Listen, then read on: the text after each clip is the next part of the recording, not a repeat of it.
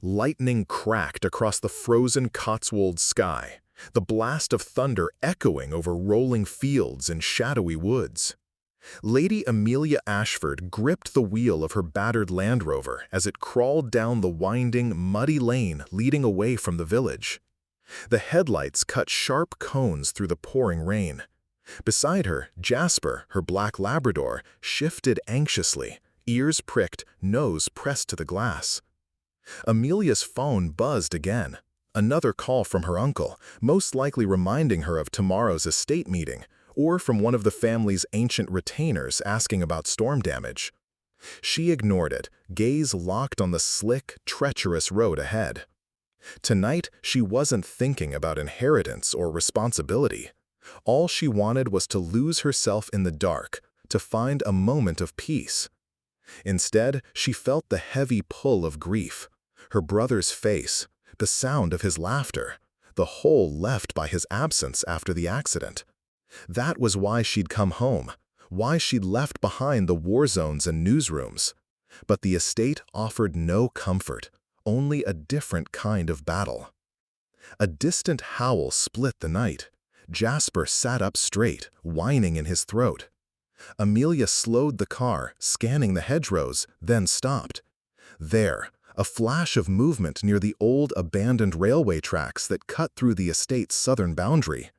Jasper barked, urgent, pawing at the door. "Easy, boy," she muttered, grabbing her flashlight. Rain battered her face as she stepped out, boots sinking in the sodden earth. Jasper bounded ahead, his fur slick with water, tail low and stiff. The wind whipped around them, snatching away Amelia's breath, carrying a strange metallic scent. She heard it, a clattering, desperate sound, hooves scraping against something hard. The flashlight beam trembled in her hand, cutting through the darkness. There, tangled in brambles beside the tracks, stood a horse. No, not just any horse, a massive gray stallion, his coat stained with mud and streaked with blood, sides heaving, eyes wild with terror. Thick chains wrapped around his legs, anchoring him to a half-buried metal stake hammered into the gravel. Jasper barked, circling the frightened animal, but keeping his distance. The horse jerked, nostrils flaring, foam at his lips. For a heartbeat, Amelia just stared, unable to process what she was seeing. Then, with a jolt, she recognized the markings. The silver mane, the jagged scar above his left eye. Argent! The word tore from her throat. The pride of the Ashford estate, missing for months, presumed stolen or dead. A rumble rose in the earth. In the distance, she saw a pair of lights, brighter than her flashlight, sweeping toward them down the tracks. The 11:15 freight train, right on time, engine screaming through the storm. Panic slammed into her. "No!" She dropped to her knees, scrabbling in the mud, fingers shaking as she clawed at the chain's lock. Jasper darted forward, barking frantically, trying to nudge her back. But Amelia couldn't move, couldn't leave Argent to die. The horse screamed, thrashing against the iron. Blood splattered across Amelia's jacket as a sharp edge tore her hand. The roar of the train was deafening now, the ground trembling beneath her. She found the padlock, huge, rusted, impossible to break barehanded. She fumbled in her pocket for her keychain, useless, nothing sharp enough. Jasper lunged, teeth bared, gnawing at the chain. Amelia screamed into the wind, desperate. "Help! Somebody! Please!"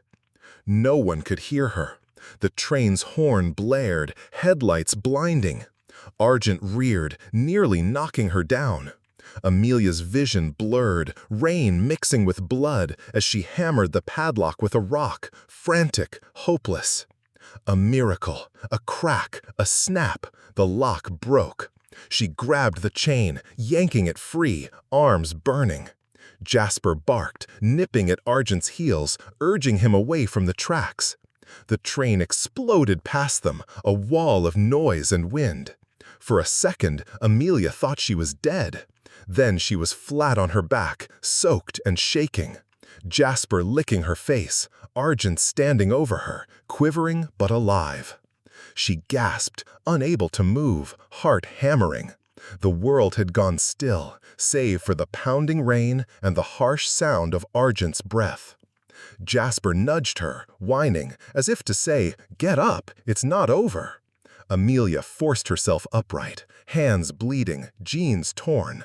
She wrapped trembling arms around Argent's neck, feeling the powerful muscles beneath his trembling skin. He leaned into her, trusting, as if he remembered her after all these months. She pulled off her coat, draping it over the stallion's back, whispering, "It's okay, boy. You're safe now. I've got you." But as she led him away from the tracks, Jasper scouting ahead, the shadows in the woods seemed to close in. Amelia couldn't shake the feeling that someone was watching. Someone who had meant for Argent to die tonight and who wouldn't give up so easily. Her hands throbbed, blood dripping onto the mud, but she didn't care. She looked back once at the abandoned chains, gleaming wet and sinister in the beam of her flashlight, and vowed she would find out who had done this. Because this wasn't just about Argent or the estate or family honor. This was about something much bigger, about justice and survival and refusing to let the darkness win. The rain fell harder as they made their way home, but Amelia's resolve burned brighter than the storm. Whatever waited for her in the shadows, she was ready. The storm finally broke as Amelia led Argent into the old stone stables behind Ashford House. She could hardly feel her fingers, muddy, raw, trembling from cold and adrenaline, but her mind raced, replaying the rescue over and over. Jasper padded beside her, tail lowered, nose twitching as if he too sensed that the nightmare wasn't over. Argent stumbled at the doorway, his muscles quivering with exhaustion, nostrils flaring at the familiar smell of straw and liniment. Amelia reached for the halter, her hands sticky with blood and rainwater. She whispered, "Easy, boy," voice raw, but Argent jerked sideways, wild-eyed, refusing to be touched by anyone but her. Barring lights flickered overhead, casting sharp shadows. The night groom, Martin, came running, his face pale with shock. "Lady Ashford, what on earth?" "Call Dr. Bennett now," Amelia snapped, more sharply than intended. "Tell her it's urgent. And Martin, lock every door. Don't let anyone near this horse except me or the vet. Do you understand?" Martin hesitated, then nodded, hurrying off with his phone. Amelia moved slowly, careful not to startle Argent. She led him into his old stall, larger than most, lined with fresh bedding. He stood, trembling, blood running in thin lines down his legs. As she knelt to check the wounds, Jasper settled by the door, ever watchful. Amelia's pulse pounded as she examined Argent's legs. The chain had cut deep, exposing angry, raw flesh. But worse, there were scars she hadn't seen before. Old ones, not from tonight. And something else. She brushed mud from his neck and gasped. Branded just under his mane, a crude tattoo, a black spade surrounded by foreign letters. Her chest tightened. What did it mean? Who would do something like this? Dr. Bennett arrived minutes later, hauling in a battered medical kit. She took one look at Argent and swore under her breath. "This isn't just neglect, Amelia. This is deliberate." She cleaned and stitched the wounds with practiced hands, murmuring calm reassurances to both horse and owner. Amelia barely heard her. She kept replaying that moment by the tracks, the blinding lights, the sound of the padlock snapping. It hadn't felt like luck. It had felt like a warning. Before Bennett finished, the yard flooded with blue and red lights. 2 police cars crunched up the drive, headlights sweeping across the hedges and the battered Land Rover still parked askew. Jasper barked once, low and uneasy. Inspector Charlotte Reeves stepped out into the muddy yard, her coat cinched tight against the wind. Young, sharp-eyed, with a crisp accent and an air of command that made even Martin jump to attention. She moved with purpose, scanning the scene, assessing everyone in a heartbeat. She strode into the stable, her badge already in hand. "Lady Ashford, I understand you found the missing stallion tonight." Amelia nodded, voice hoarse. "He was chained to the old railway tracks. Someone wanted him dead." Charlotte glanced at Argent, her gaze lingering on the tattoo and the deep wounds. "We received a tip-off about unusual activity in the area, a possible link to an international trafficking ring. I'm afraid this is bigger than a missing horse." Amelia's stomach dropped. "Trafficking? Here? That's impossible." Charlotte's expression didn't change. "You'd be surprised how many quiet English villages are used as transit points for high-value livestock. Ashford is especially vulnerable. Your estate borders several unmonitored access roads." Dr. Bennet shot Amelia a worried look, then turned back to her work. Reeves knelt to inspect the tattoo, photographing it with her phone. "This mark, it's used by an Eastern European syndicate. They specialize in smuggling racehorses and exotics through private airfields." Amelia pressed her palm to her forehead. "Who could have done this?" Charlotte's gaze sharpened. "There are rumors. Someone called the Broker, Mason Sullivan. He's used English aristocracy as cover before." Amelia felt a cold anger rising. "This is my home, my horse. No one uses my family for their games." Charlotte gave a thin smile. "That's why I'm here. I know what it's like. My father's a judge. We're all targets, one way or another." A tense silence fell. Rain tapped against the roof. Jasper growled softly, eyes fixed on the stable doors. "Did you see anyone else tonight?" Charlotte pressed. "No, just chains and headlights. But—" Amelia hesitated, remembering that prickle at the back of her neck, the sense of being watched. "I think someone was out there, in the trees, waiting for me to leave." Charlotte jotted notes. "We'll sweep the grounds at first light. For now, no one leaves the estate. I'll set 2 constables on the gates." Suddenly, Martin's voice rang from outside. "There's something in the hedgerow." Charlotte and Amelia hurried out, flashlights arcing over tangled bushes. Jasper shot ahead, barking furiously. There, a muddy set of footprints, far too large to be Martin's, leading off into the trees. And beside them, a discarded latex glove, still slick with blood. Charlotte knelt, bagging the evidence. "They were watching, all right, waiting to see if you'd walk away and leave the horse." She looked at Amelia, voice dropping. "You need to be careful. If Sullivan is behind this, he won't give up easily."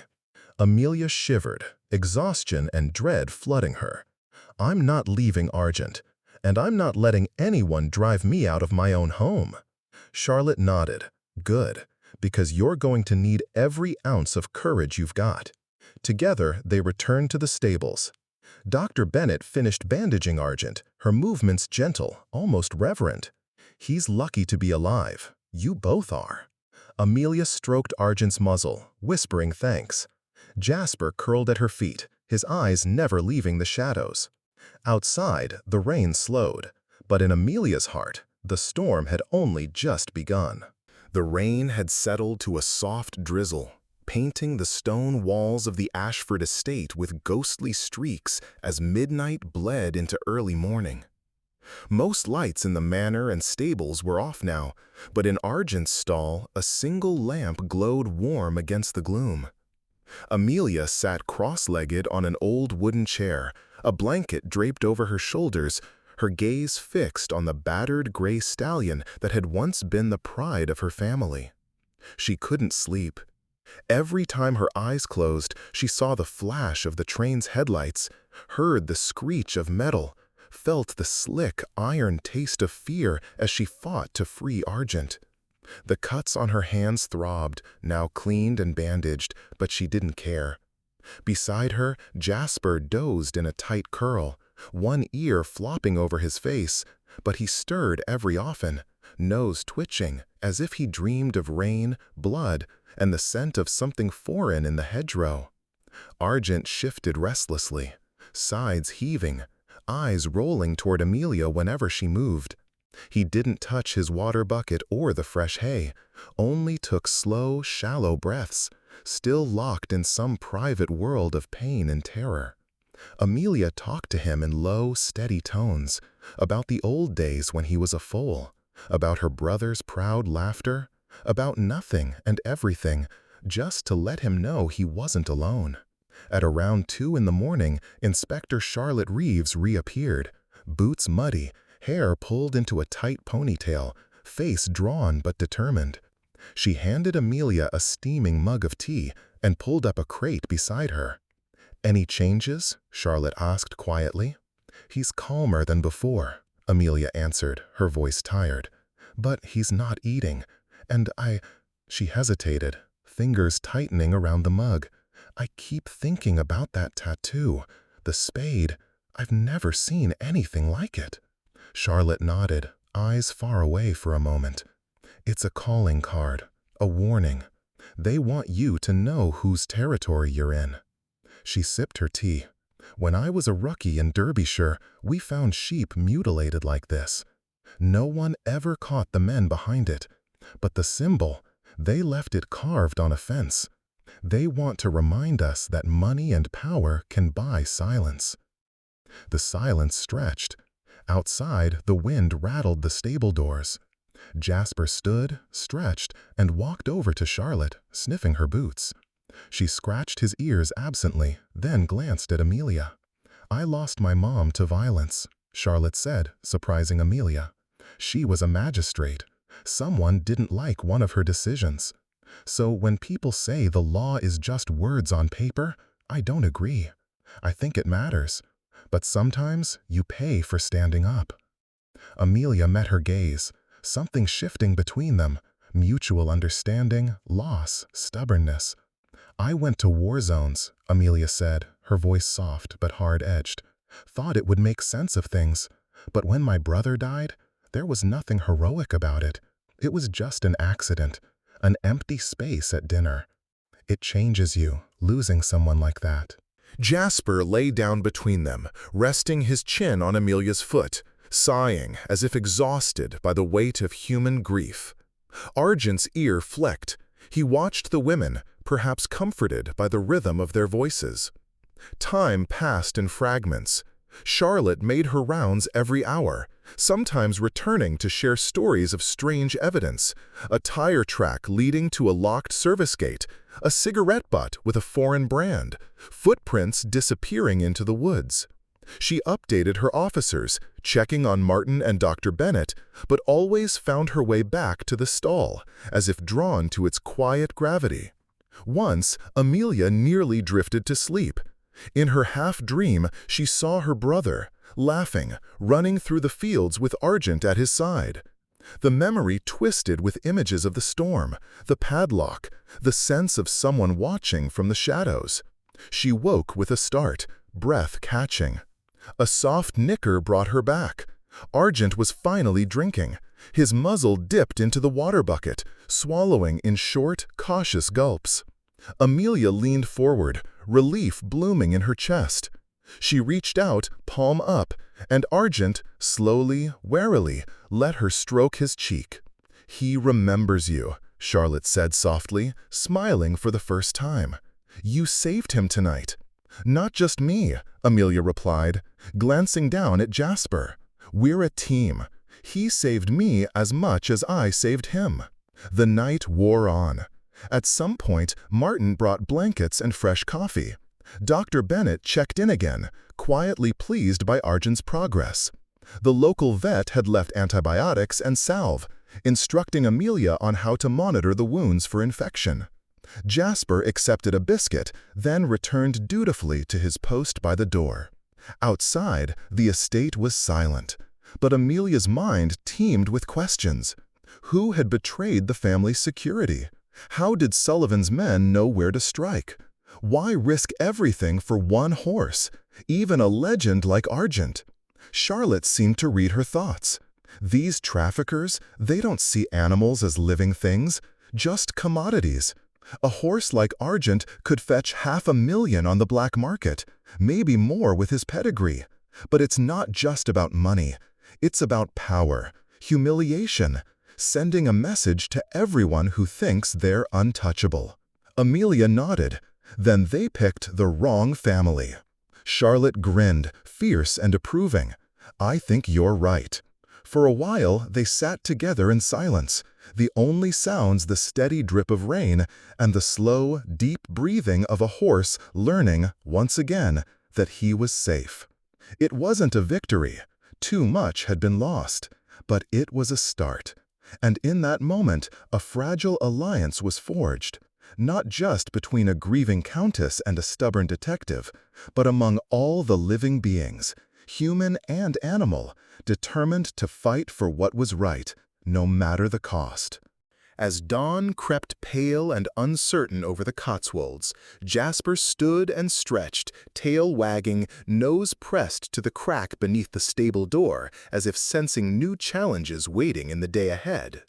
Amelia rubbed the sleep from her eyes and stood, looking over at Charlotte.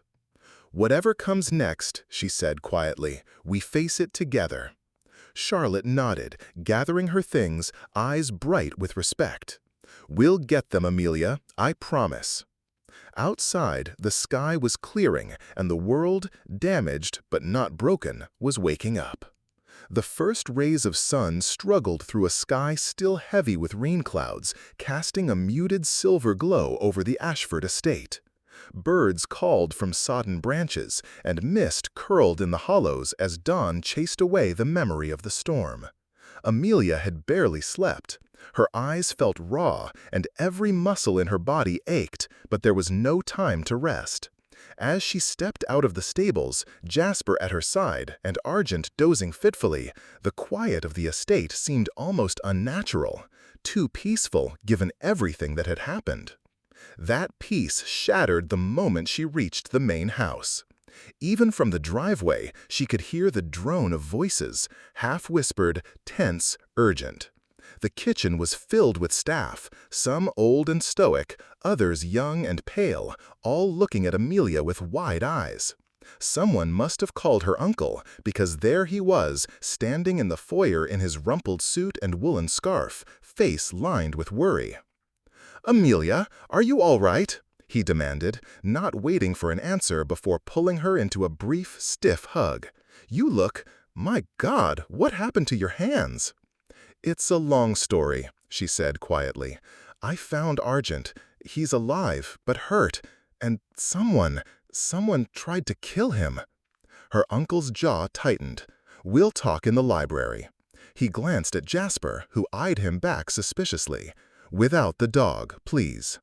But Jasper wouldn't be left behind. He stuck close to Amelia's side as they entered the stately old room with its floor-to-ceiling shelves and family portraits glowering from the walls.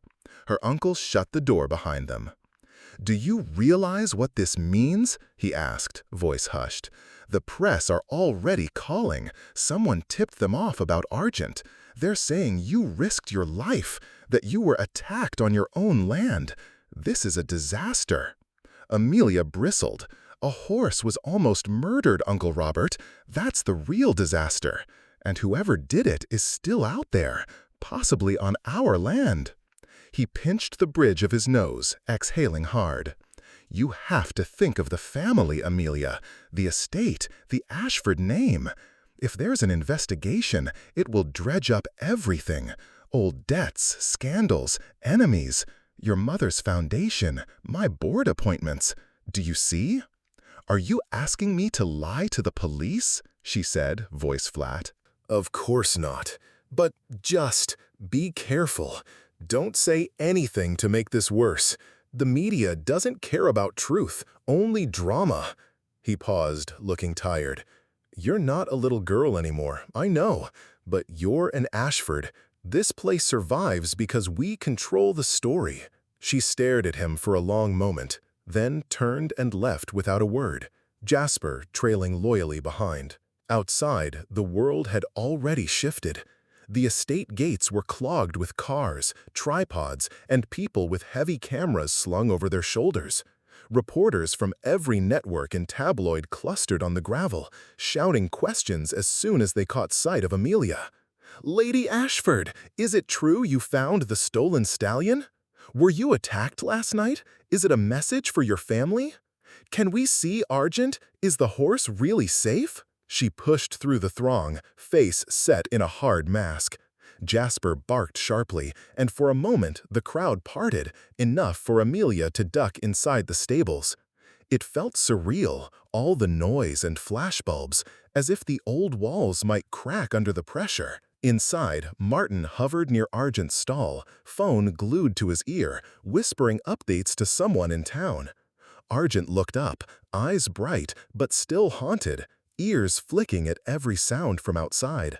Amelia stroked his neck, whispering soft assurances, while the chaos beat against the doors. The veterinarian, Dr. Bennett, returned, this time in clean clothes, carrying a box of medical supplies and a determined expression. "He's doing better than expected. Keep him quiet. No visitors. If the press gets in here, it'll spook him even more." "Thank you," Amelia said, her gratitude sincere. A sudden commotion at the entrance. The inspector was back. Charlotte Reeves strode in, flanked by two uniformed officers.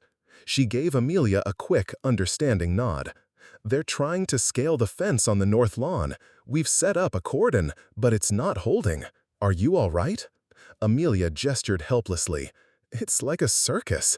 They want a hero or a scandal, or both." Charlotte smiled wryly. "Welcome to the age of viral news. I've already received 4 calls from London. The Met wants updates hourly. There's a rumor that Sullivan's syndicate has infiltrated more than just racing circles, politicians too." Amelia let out a bitter laugh. "Of course, the rich protect their own. What about the staff? Has anyone been acting strange?" Charlotte grew serious.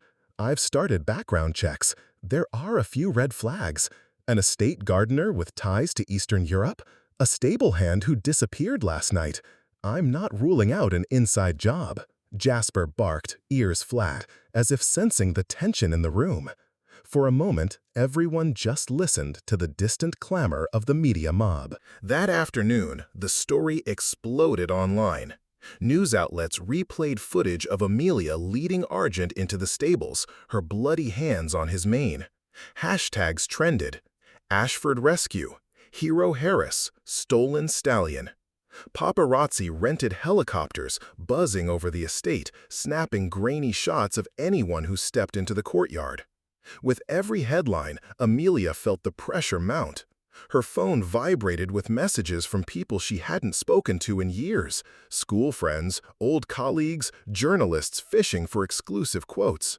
The Ashford family's lawyer called twice to remind her of the right phrasing for any public statement. By nightfall, the estate's gate was nearly torn off its hinges by the swarm. A police van arrived to keep order. Amelia's uncle barricaded himself in his study, fielding calls from the board and the tabloids. Amelia spent the evening in Argent's stall, away from the cameras. She replayed the past 24 hours in her mind, her rescue, her uncle's cold advice, the crowd's hunger for spectacle. Through it all, Jasper stayed by her side, unflinching, a steady heartbeat against the storm of attention. Only later did she realize she was holding her breath, waiting for the next blow to fall. For even as the estate buzzed with false calm, somewhere in the shadows, those who had tried to kill Argent were still watching. And Amelia knew, with bone-deep certainty, that the fight was just beginning. The next morning broke with an uneasy quiet. The relentless press finally thinned, driven off by the cold drizzle and the presence of uniformed police who patrolled the main drive and the outer fields. Amelia awoke on the old couch in the tack room, her body aching but her mind sharper than it had been in days. Jasper lay at her feet, ever faithful, blinking up at her as she sat up and stretched. Her phone buzzed with news alerts. More rumors, more half-truths. Somewhere in the background, the local radio station played a soundbite of her uncle, measured and vague, insisting the Ashford family had the situation under control. Amelia grimaced. She didn't feel in control at all. She grabbed a jacket and headed outside. The air was thick with the scent of wet earth and anticipation. Martin, the groom, waited at the stable entrance, face pale. "2 more staff called in sick," he said quietly, looking over his shoulder at the police. "And someone broke into the feed shed last night. The lock's busted." Amelia's skin prickled. "What's missing?" He hesitated. "Nothing, as far as I can tell. But someone left the back door wide open. It's not like them." Amelia nodded, heart pounding. She checked on Argent, who stood in his stall, alert but still on edge, as if he too felt the storm approaching. Dr. Bennett would be by later, but Amelia took time to clean his wounds, whispering reassurances. Jasper sat by the stall, tail thumping quietly, always watchful. Inspector Charlotte Reeves arrived as the sun rose, her expression grim. There was a break-in at the east paddock. Security camera was smashed. Whoever did it knew exactly where the blind spot was. "Anything stolen?" Amelia asked. "Not yet, but I don't like the pattern. Whoever's behind this, they're testing our response, looking for cracks." The unease around the estate spread like a fever. Staff whispered in corners. Some started refusing night shifts. Others eyed the newcomers, especially the extra police, with suspicion.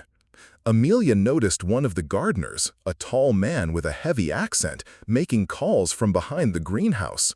When she approached, he hurried off, phone tucked away. By noon, another incident. A delivery van was found abandoned at the back gate, engine running, the driver missing. The police launched a search, but the man had vanished into the woods. Inside the van, they found a pile of torn-up racing forms, a burner phone, and a single playing card, the ace of spades. The same symbol burned onto Argent's neck. Charlotte held up the card, her voice low. "Sullivan's calling card. He wants us to know he's close." Amelia's resolve hardened. "He wants to scare us, but why escalate now? Why not just take the horse and run?" Charlotte shook her head. "It's about leverage. Publicity means nothing to him. He's above the law, at least in his own mind. He thinks he can turn the chaos to his advantage." The day dragged on, the sense of siege growing heavier. The estate's security team, brought in from London, did a sweep and found a drone hidden in the upper branches of the old elm. Its battery dead, but its camera pointed straight at the stables. Amelia stared at the small machine in the inspector's hand, realizing every move might have been watched, every secret recorded and sent elsewhere. That evening, the attack came. It started small. A flock of crows exploded out of the trees, scattering feathers and noise. Jasper started barking wildly, lunging at the door. The air turned acrid. Amelia ran to Argent's stall, just as the horse reared, nostrils flaring, eyes rolling white. A sharp, chemical odor filled the air. Amelia staggered back, coughing, eyes watering. Charlotte and her officers burst in, weapons drawn.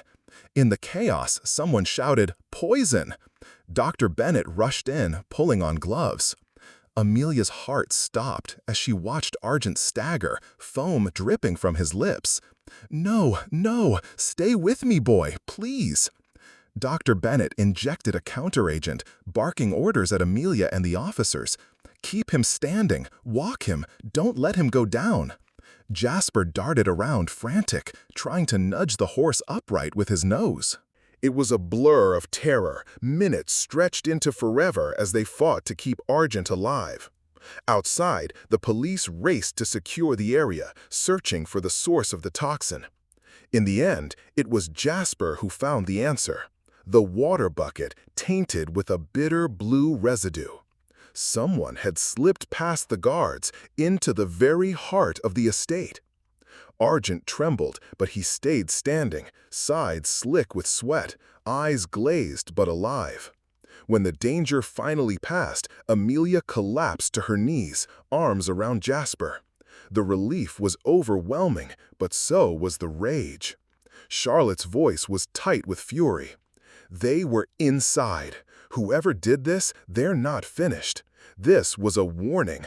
Next time, it'll be more than a horse at risk. The story broke online before the ambulance even left. Heroic Harris's stallion poisoned in vicious attack. The public was outraged, flooding social media with calls for justice, conspiracy theories, and demands that the police do more. Protesters gathered outside the estate, demanding answers. Inside the old manor, Amelia faced her uncle in the shadowed hallway. "You see what's happening?" he hissed, his composure cracking. "This is exactly the scandal I warned you about. The estate's reputation, the trust, everything's on the line." Amelia met his gaze, unflinching. "Then help me fix it. We have to fight back. We can't just hide and hope it goes away." He turned away, shaking, defeated. That night, as darkness settled over the battered estate, Amelia sat by Argent's stall with Jasper beside her, and the sound of protesters echoing in the distance. She wasn't just fighting for a horse anymore. She was fighting for her home, her family, and for the truth itself. And in the shadows beyond the floodlights, she knew Sullivan's men were watching, planning their next move. The hours after the poisoning crawled by, every second loaded with tension. Amelia barely left Argent's side as Dr. Bennett and her team worked in shifts to monitor his breathing, hydration, and vital signs. The stall was transformed into an emergency room. IV bags dangling from hooks, the smell of antiseptic sharp in the air, and a whiteboard covered in frantic updates on Argent's condition. Through it all, Jasper refused to leave, lying watchful with his muzzle pressed to Amelia's knee. By dawn, Argent was stable but not out of danger. Amelia's hands shook as she wiped his sweat-damp neck. She whispered promises she wasn't sure she could keep. "I won't let them win, boy, not while I'm still standing." The world outside seemed to shrink to the four walls of that stall, until Charlotte Reeves appeared, clipboard in hand and eyes blazing with new resolve. "Amelia," she said quietly, "we need to talk, in private." They stepped into the shadowed feed room. Charlotte closed the door, blocking out the hum of machines and nervous whispers. "I got word from Scotland Yard," Charlotte began, her voice steady but urgent. "Sullivan's making a move. There's chatter on encrypted channels. He's planning to auction off a group of high-value horses at Newmarket, including Argent." Amelia's jaw tightened. "He can't have Argent. He doesn't own him." "That's the point," Charlotte replied. "The auction is a front. They're using legitimate channels to launder stolen animals. There will be buyers from all over Europe, politicians, aristocrats, even celebrities. If we can intercept Sullivan's men at the sale, we can blow the syndicate wide open." Amelia blinked, her mind racing. "You want me to be bait?" Charlotte nodded. "Yes, you're the only one who can pull this off. The syndicate is counting on your fear, on the chaos. But what if we flip the script? Host a lavish auction yourself. Invite all the players, flush out Sullivan's network, expose the insiders, and give us a reason to close in." Amelia's heart pounded. "And Argent? We'll keep him here, guarded round the clock," Charlotte promised. "But you'll make it look like you're willing to sell. You'll draw out the moles, and our people will be everywhere, undercover as bidders, journalists, security staff." It was madness, but Amelia could see the logic. For too long, the estate had been on the defensive. Now, finally, there was a chance to turn the tables. They worked quickly. By midday, Amelia's social media was buzzing with cryptic hints about a historic event at Ashford, and by evening, rumors had spread to every corner of the racing world. Charlotte coordinated with Scotland Yard, mapping out roles for undercover officers and trusted estate staff. A private security firm swept the manor for bugs, finding 2 more hidden cameras, one in the library, another near the kitchen. Uncle Robert protested at first, warning that another spectacle could ruin what little was left of the Ashford reputation. Amelia cut him off. "The only way out is through. If we show fear, we lose everything. But if we stand up, if we fight back, we control the story."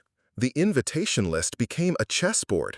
European playboys with private jets, retired jockeys with suspicious fortunes, aristocratic ladies with a passion for rare breeds. Even Mason Sullivan's name appeared, the broker, using a string of false identities. The Met's cyber team traced digital RSVPs, tracking Sullivan's proxies as they worked to infiltrate the event. That night, a rehearsal ran in the empty ballroom. Charlotte moved through the crowd of disguised officers, adjusting microphones, signaling tactics. Remember, the syndicate will be watching for anything out of place. Stick to your roles and don't improvise unless absolutely necessary. Sullivan's men are ruthless and desperate. Amelia rehearsed her own role, standing before a grand podium flanked by gold-framed portraits of Ashford ancestors. Her voice, usually steady, shook as she practiced her opening lines. Jasper, banned from the ballroom for the rehearsal, watched mournfully from the corridor. Behind the scenes, Martin and Dr. Bennet orchestrated an elaborate decoy, moving a stand-in gray horse, nearly identical to Argent, into a separate, high-security stall rigged with motion sensors and remote locks. Charlotte's team made sure the real Argent was hidden, guarded by armed officers, and completely off-limits to only Amelia, Dr. Bennet, and Charlotte herself. On the morning of the event, the estate swelled with an odd mix of glamour and menace. Guests arrived in a parade of luxury cars and limousines. Waiters in crisp uniforms served champagne. Flashbulbs popped. The air buzzed with nervous energy and half-whispered rumors. Paparazzi hovered at the gates, hoping for a glimpse of scandal. Amelia wore a simple but striking suit, her hair pinned back, every inch the heiress hostess. Inside, she greeted old friends and new enemies with the same calm smile, hiding her anxiety behind years of aristocratic training. Jasper prowled the halls, sniffing at unfamiliar scents, tail high and alert. Amelia trusted him more than she trusted most people at the party. Charlotte checked in by radio, her voice clipped. "Our undercover officers are in place, cameras are rolling. If Sullivan makes a move, we'll know." Then the clock struck noon, and Amelia stepped onto the ballroom stage, lights blinding, faces turned toward her with hungry anticipation. "Ladies and gentlemen," she began, her voice carrying through the marble hall, "welcome to Ashford and to the most extraordinary auction this estate has ever hosted.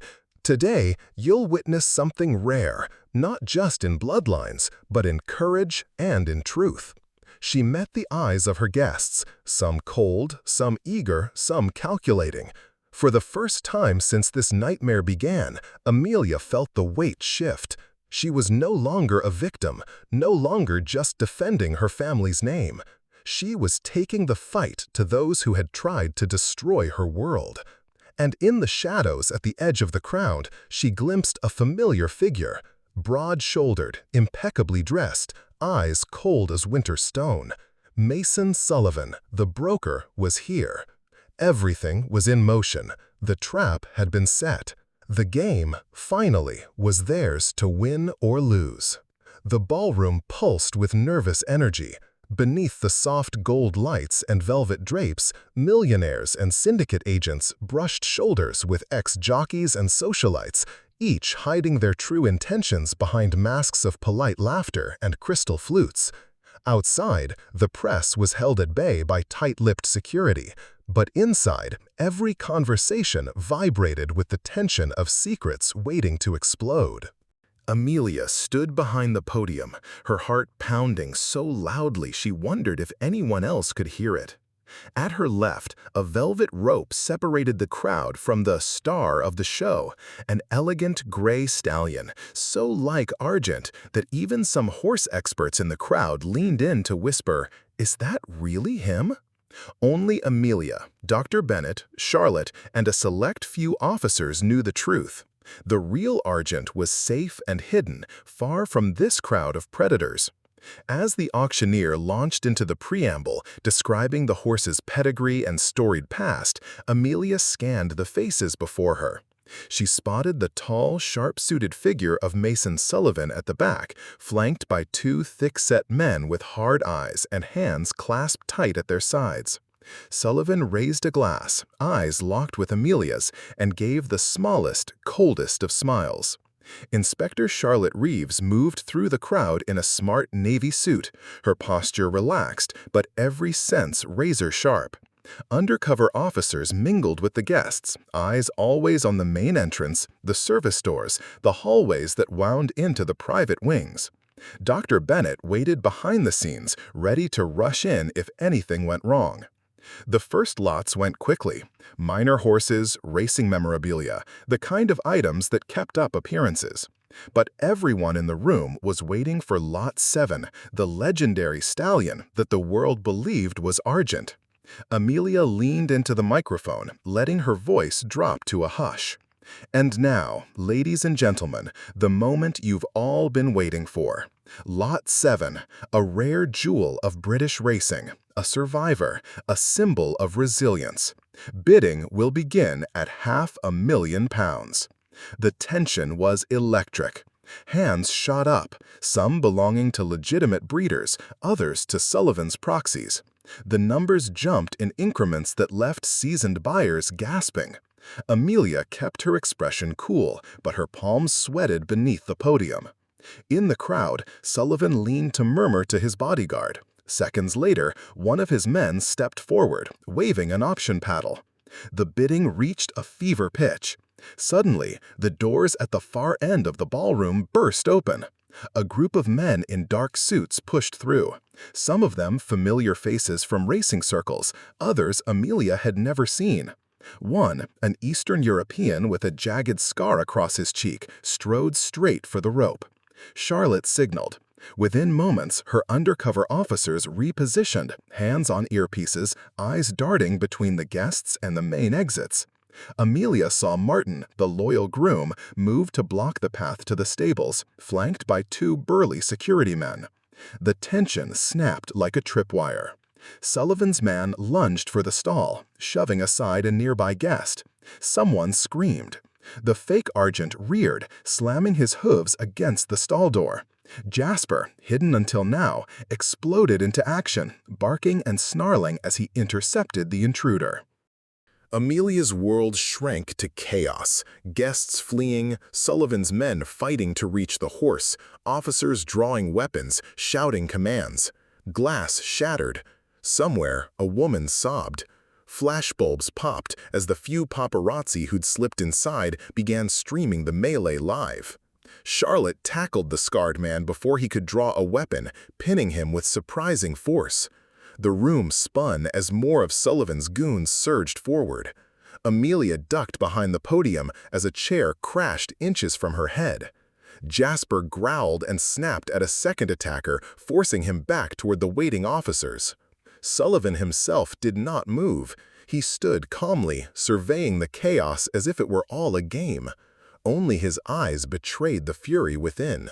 Amelia's phone buzzed, Charlotte's coded text, "Now." She leaped from behind the podium, heart thundering. In a single breath, she sprinted to the side door and threw it open. There, in the courtyard, waited two police vans, blue lights flashing. Officers swarmed in, overwhelming the syndicate's men in a practiced, controlled assault. One tried to escape through the kitchen, but was tripped by Martin, who tackled him with surprising strength. Jasper, sensing victory, barked at the fleeing men until Charlotte called him back. Within minutes, it was over. Sullivan was surrounded, wrists zip-tied by two officers. He turned to Amelia as they led him out, eyes still cold and hard. "This isn't finished, Lady Ashford. You don't know what you've started." Amelia met his gaze, steady. "I'm not afraid of you, and I'm not alone." Reporters crowded the entrance as Sullivan and his men were loaded into police vans. Charlotte's team worked fast, taking statements, gathering evidence, and ensuring the syndicate's digital trail was locked down. Amelia's hands trembled as she signed her own statement, adrenaline draining away, replaced by an exhaustion deeper than any she'd ever known. The guests drifted away, muttering, shocked by what they'd witnessed. Some offered quiet support. Others avoided her eyes, their own connections to Sullivan too dangerous to reveal. In the empty ballroom, Amelia found Charlotte and Jasper, both bruised but unbroken. Dr. Bennett joined them, a relieved smile on her face. Together, they stood in the fading light, survivors of a storm they had faced and, for now, survived. Later, as Amelia walked the quiet halls, she heard her uncle's voice behind her. "You've made enemies, Amelia, powerful ones." She paused, looked him in the eye. "I've made the right ones afraid. That's a start."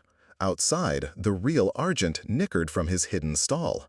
Jasper bounded ahead, tail high, as Amelia followed, knowing that though the battle was over, the real work and the healing was just beginning. The day after the auction felt surreal. Gone were the velvet ropes, the shining chandeliers, and the hum of nervous wealth. The Ashford estate was suddenly quiet, the silence punctuated only by Jasper's soft footfalls on marble and the distant sound of horses in the fields. Overnight, the estate had transformed from a stage of high society and criminal intrigue into the eye of a media hurricane.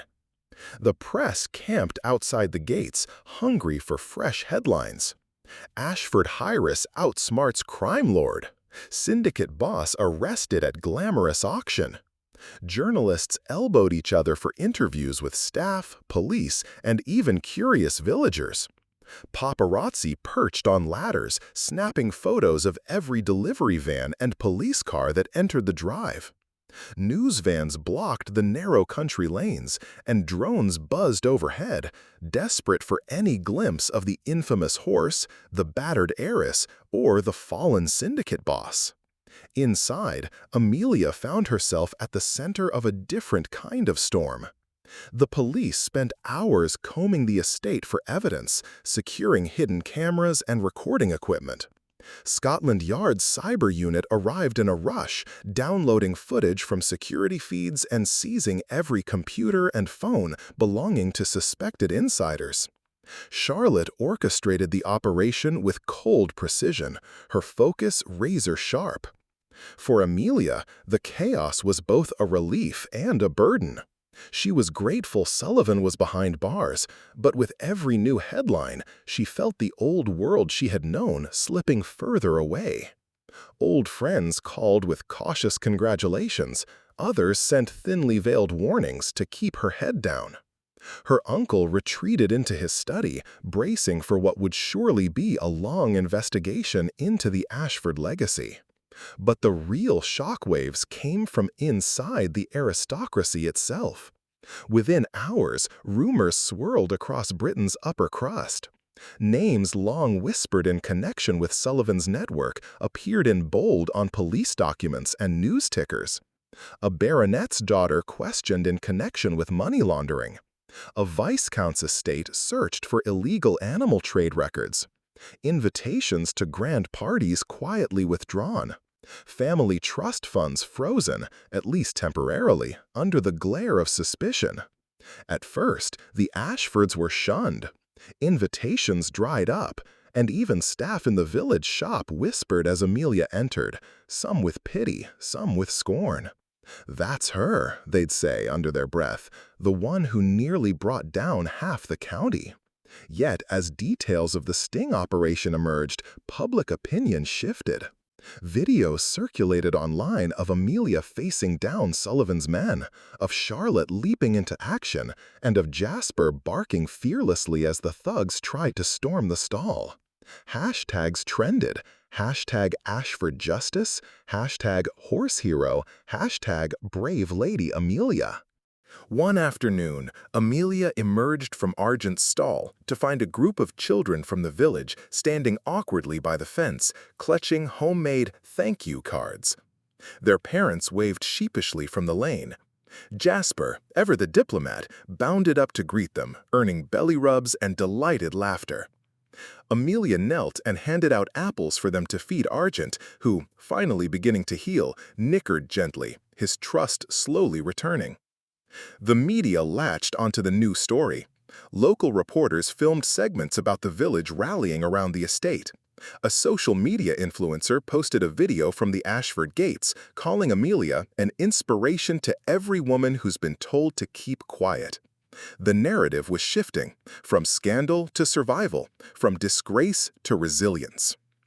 Meanwhile, Inspector Charlotte Reeves became a fixture on national news, praised for her quick thinking and unwavering pursuit of justice. The chief constable himself made a statement applauding her, and soon after, Charlotte was officially promoted. She blushed when reporters asked about it, always careful to mention her team and Amelia, Jasper, and even Martin, the brave groom who'd helped tackle a fleeing suspect. Jasper, for his part, became a local celebrity. His image, head cocked, eyes alert, was shared thousands of times online, and someone even set up a fan page chronicling his adventures in courage. Villagers stopped Amelia in the street to ask after the dog, and he accepted every pat and treat with dignified charm. Amid all this, the legal proceedings began. Sullivan's arraignment was held under the glare of international media, and as he was led from the police van in handcuffs, he met Amelia's eyes. Just for a moment, cold and calculating, still dangerous even in defeat. She watched him go, not with fear, but with a steady, quiet relief. But the cost was real. Several staff members were dismissed or arrested. Family secrets, some old and mostly harmless, others far darker, came to light. Amelia's uncle withdrew from public life for a time, his pride wounded, but his gratitude to his niece finally genuine. One night, after days of statements, interviews, and headlines, Amelia found herself walking the estate's moonlit fields. Jasper trotted beside her, and Argent grazed quietly, free at last. Charlotte joined her, both of them silent for a while, the only sound the distant chorus of crickets. "We did it," Charlotte finally said, her voice soft. "You did it." Amelia shook her head. "Not alone. You, Jasper, Dr. Bennett, even Martin. None of this would have been possible without everyone fighting together. I just hope it lasts." Charlotte smiled. "It will. People see now what real courage looks like, and that sometimes doing the right thing means standing alone, until suddenly you're not alone at all." As they walked back toward the house, a fresh wind rippled across the fields, carrying the scent of hope and the promise of a future not ruled by fear or secrets. For Amelia, it wasn't just an end, but the fragile beginning of something new. A week after the storm of scandal had passed, a fragile sense of normalcy began to return to the Ashford estate. The air was sharper, greener, and the world seemed washed clean, as if the rain had rinsed away more than just mud and secrets. But for Amelia, nothing was quite the same. Not the light slanting through her bedroom windows, not the way she moved through the halls, and certainly not the quiet she felt deep inside. The estate's gates were open again, but this time for a different kind of visitor. Journalists were replaced by activists and curious students, local politicians and neighbors who wanted to understand how something so dark could have festered under the surface for so long. Amelia found herself invited to town halls and community meetings, her opinion suddenly valued in places where, weeks earlier, she'd barely been tolerated. It was during one of those restless afternoons, sitting on the sun-warmed stone steps outside the stable, that Charlotte found her. The inspector had traded her navy suit for jeans and a faded sweatshirt, her hair loose for once. She looked younger, almost out of place against the grandeur of the estate, but her eyes were still steady and searching. "Busy?" Charlotte asked, lowering herself to the step beside Amelia. Amelia shook her head. "Just thinking." Jasper, never far, laid his head on Amelia's knee, sighing contentedly. Charlotte followed Amelia's gaze out over the rolling fields, where Argent galloped freely in the distance, his coat shining like silver in the sun. "You've done something rare," Charlotte said, her voice gentle but certain. "Most people in your position would have circled the wagons, covered up, pretended nothing happened. But you stood up. You let the world see." Amelia smiled, but it was a tired smile. "I didn't feel brave. I felt desperate. I was scared, still am sometimes, but I knew I couldn't live with myself if I turned away." Charlotte nodded, looking out at the horizon. My mother used to say that honor isn't about doing what's easy. It's about doing what's right, even when it costs you everything. I never really understood that until now. They sat in companionable silence for a while, the kind that only comes after having gone through hell together. Then Charlotte spoke again, softer this time.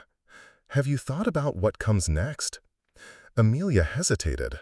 All my life, being an Ashford meant following rules, tradition, appearance, reputation, but none of those things protected us, did they? If anything, they blinded us. I keep thinking, maybe the old ways aren't worth protecting anymore. Maybe it's time to build something new. She paused, her gaze drifting to the paddock where Argent nibbled at wildflowers. I've started talking with conservation groups. They want to partner on a wildlife sanctuary, rehabilitate not just horses, but any animal caught in trafficking.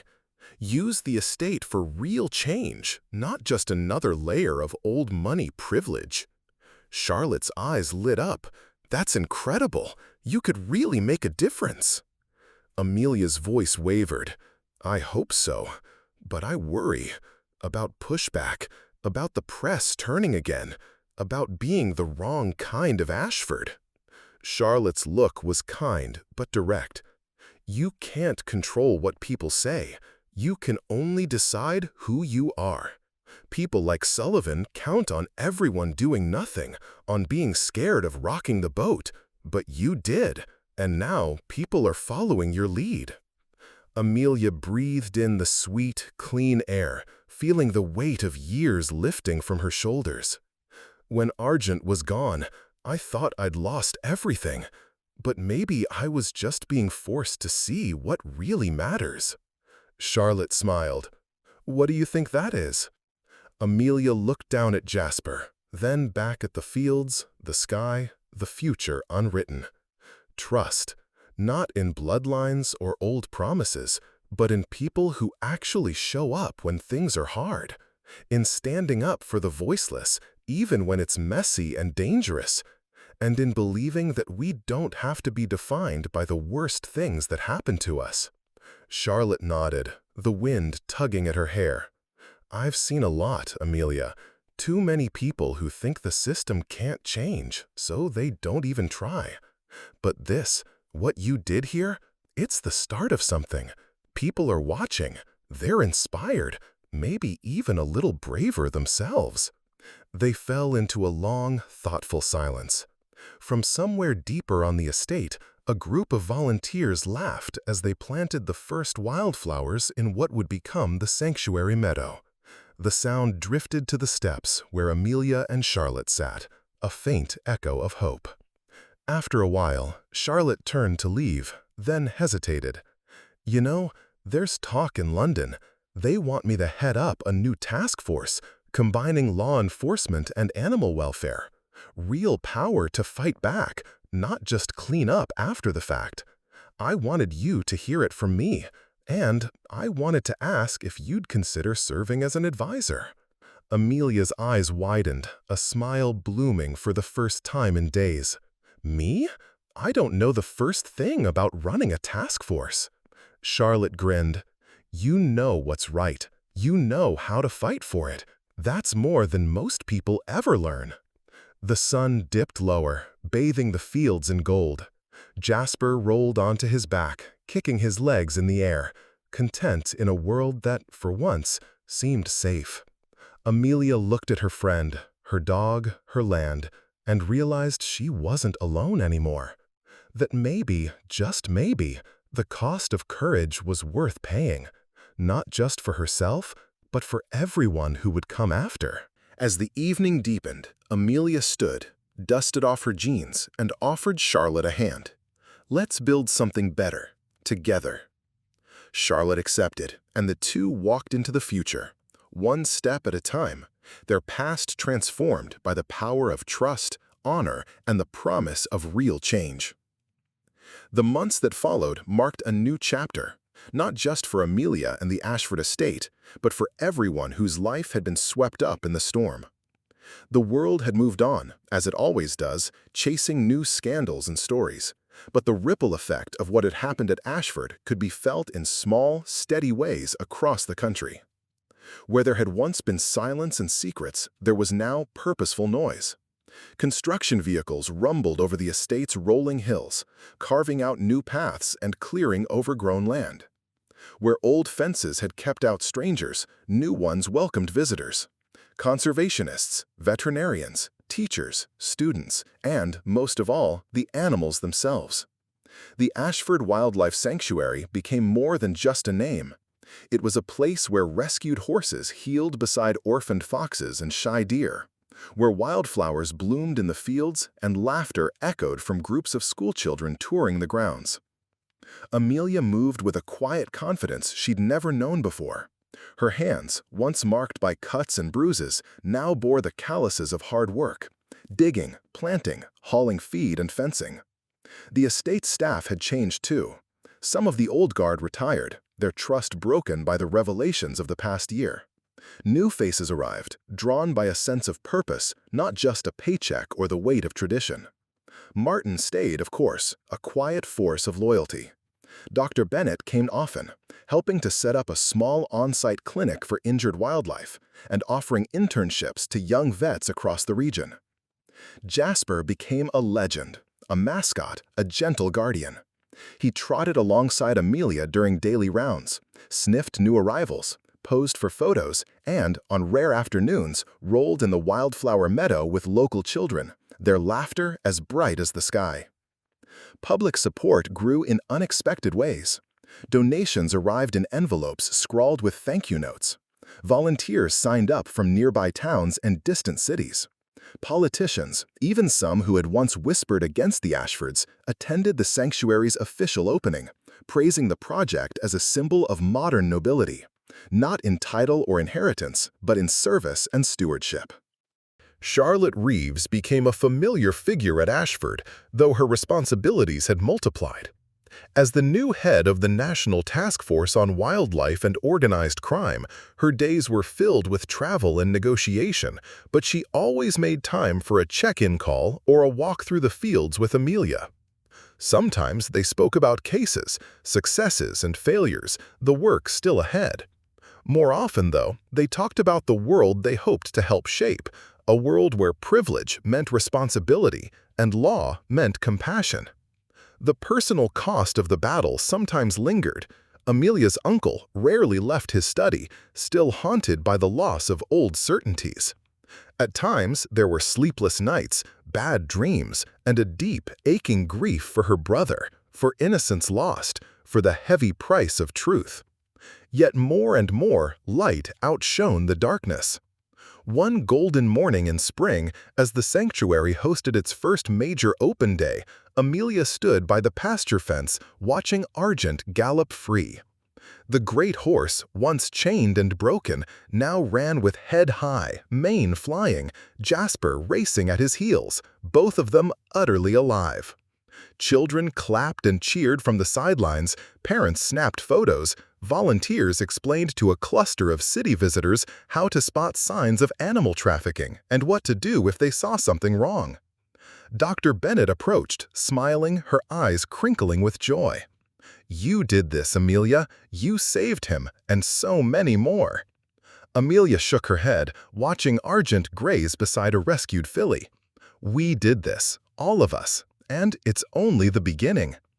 Later that afternoon, Charlotte gave a speech to the assembled guests, standing atop a flatbed truck adorned with banners and wildflowers. Her words were simple, direct, and unforgettable. In the end, honor is not found in a crest or a title, but in defending what is right.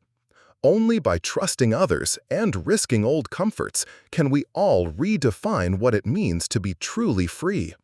What happened here at Ashford is a lesson not just for the privileged, but for everyone who believes in justice and the power of community. Change is never easy, but it is always possible. The crowd erupted in applause, the sound carrying far over the meadows and hedgerows. That evening, as the guests departed and dusk settled gently over the land, Amelia and Charlotte sat side by side on the stable steps, Jasper dozing between them, Argent grazing nearby. The sanctuary was quiet again, but it was a different kind of peace, a peace earned, protected, and full of hope. Amelia looked up at the stars blinking into view. "Do you ever wish things had stayed the same?" she asked, her voice soft. Charlotte shook her head. "No, I think we were meant to shake things up, to do more than just inherit a legacy. We were meant to create one." Amelia smiled, feeling her brother's memory beside her, not as a wound, but as a promise. "Then let's keep building, for them, for us, for everyone who never got a second chance." The two women sat in silence, comforted by the warmth of friendship, by the steady heartbeat of a dog loyal beyond measure, and by the knowledge that their fight, though difficult, had truly mattered. Argent lifted his head to the breeze, snorted and trotted over, nudging Amelia's shoulder as if to say, "We're home." Amelia rose, wrapping her arms around his strong neck, and whispered, "You're free, boy. We all are." And as the stars spilled across the sky above the Ashford estate, a new story began, one of courage, unity, and the never-ending power of hope.